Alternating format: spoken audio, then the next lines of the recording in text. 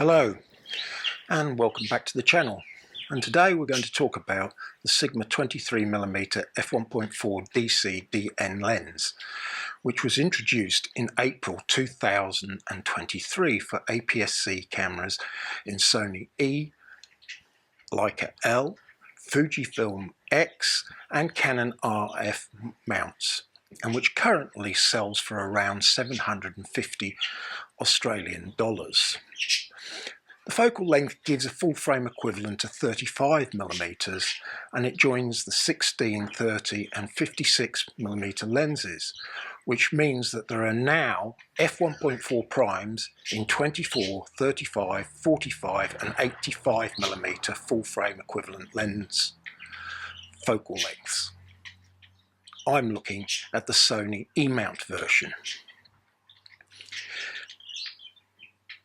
Now the Sigma 23mm f1.4 is part of Sigma's contemporary line, which means it has a utilitarian plastic body, or as Sigma prefers to call it, a thermally stable composite. The only external controls on the lens is the rib focusing ring, which is of the fly-by-wire type. The lens is advertised as being dust and splash proof, but the only sealing is at the lens mount, where there is an O-ring seal. The lens mount itself is chromium plated brass for longevity. It's still good to see this, as other manufacturers are tending to use plastic mounts on their budget lenses. The lens is supplied with a plastic petal shaped lens hood, which feels very well made, and it attaches by a bayonet fitting to the lens, and it feels very secure when attached. Physically, the 23mm is quite a large lens. Not as big as the Sigma 16mm f1.4, but it is bigger than the Sony 28mm f2 and the Sony 50mm f1.8. The weight of the lens is 330 grams and feels well put together, with no dodgy looking seams in the composite body or creaking and flexing when you give it a squeeze. Now, while not part of Sigma's more premium art and sports lines, the Sigma 23mm feels a quality piece of kit. The lens has an optical construction of 13 elements in 10 groups, with 3 super low dispersion elements to reduce transverse chromatic aberration, and 2 aspherical elements to provide correction of spherical aberration and field curvature. The diaphragm sports 9 rounded blades which produce nice bokeh effects. More about that later. The minimum focusing distance is 25 centimeters measured from the sensor plane, which gives you a maximum magnification ratio of 1 to 7.3. Not thrilling, but not bad. When it comes to the optical performance, well, wide open the center is sharp, and the corners are tiny bit softer and have less contrast. Stop down to f2 and things significantly improve. The centre gets even sharper and there is more contrast, and the corners now match the centre. Quite something. This performance stays constant until f11, where diffraction starts to set in and the image softens. Axial chromatic aberration, also known as longitudinal chromatic aberration, is present when the lens is wide open, but it's very well controlled and barely noticeable, and stopping down fixes the problem.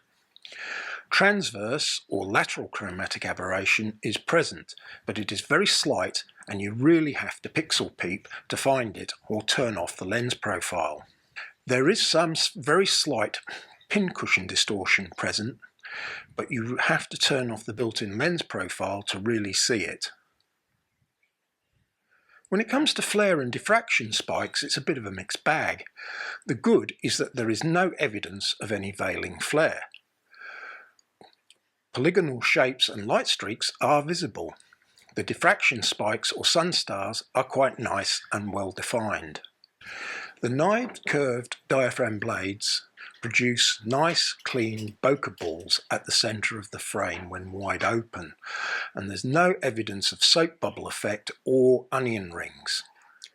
At the edges they take on a more elliptical shape. At f2.8 and beyond, the circles start to take on a more polygonal shape. The rendering of the out of focus areas and the tonal transitions are beautiful He's smooth.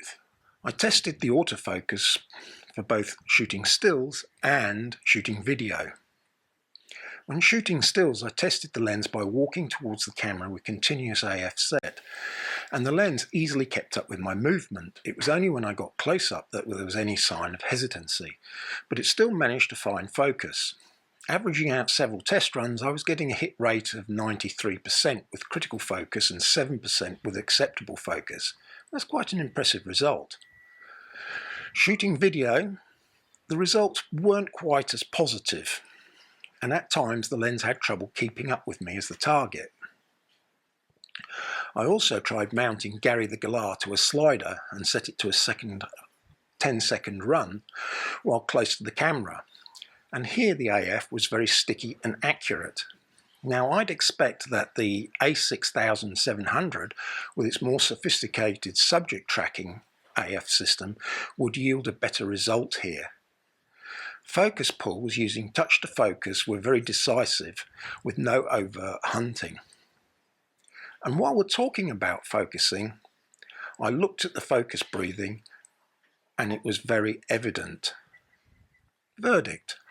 Well, after using the Sigma 23mm f1.4 DG-DN for a year, I can say that I found it to be a very capable lens. For video, it is near perfect for filming talking head pieces for YouTube, which is what I mainly use it for. For photography, it's a great carry-around lens suitable for street photography and urban landscapes. I'd happily travel with it as my only lens as well. Does it have any shortcomings? Well, if I were to nitpick, some people might find that it makes the camera a little front heavy. It doesn't bother me in the slightest, but these sorts of things can be deal breakers for some. So who should buy it? Well, that depends upon which camera ecosystem you're in. If you have an APS-C Canon RF camera and want a fast, moderately wide lens, then this is your only choice. For Sony and Fujifilm owners, it's a little bit more nuanced. Both manufacturers have their own versions of this lens. Sony has the Zeiss 24mm f1.8, which retails for 1500 Australian. It can focus a little closer, but has a slower maximum aperture and is getting a little long in the tooth. Fujifilm has two competitors. Firstly, the XF 23mm f1.4 R LMWR lens, which retails for 1500 Australian dollars. This has better close focusing and superior weather sealing. Then there is the XF 23mm f2 RWR, that's $640, which while focus is closer has better weather sealing and is cheaper while having a slower maximum aperture. If you want a fast maximum aperture at a reasonable price, then the Sigma can't really be beat.